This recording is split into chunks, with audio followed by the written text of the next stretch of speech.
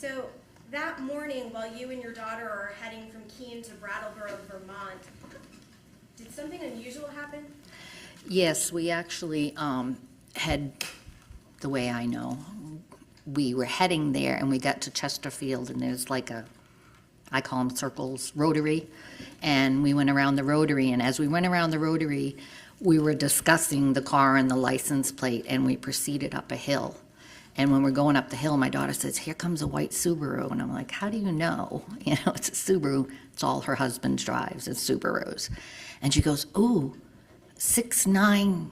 Oh no, there's a V." And I said, "No, it's V. It's for veteran, Victor. 69023." I said, "That's it. That's the car." And I told her to turn around real quick. Okay, so you're heading from Keene towards Vermont. Towards the Vermont. Vermont border, or at Chesterfield is where you Correct. Okay, Correct. Are you already in Vermont at that point, or still in No, we were still in New Hampshire. At that point, when your daughter said that she saw the car, did you see the car? I did see the car. I saw a white car.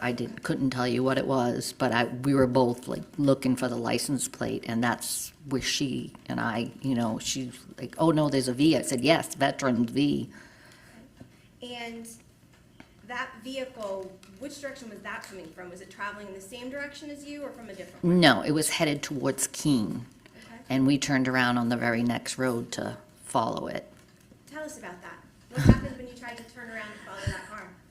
Well, she turned around and we were at the end of a road waiting to turn out there. And there were cars coming down and there were two vehicles in back of the white car and a big old truck was coming and she's like, "There's a truck coming." I said, "I don't care. Step on it. Go." It's fast. Go. And we did. We followed. We were 2 car lengths behind.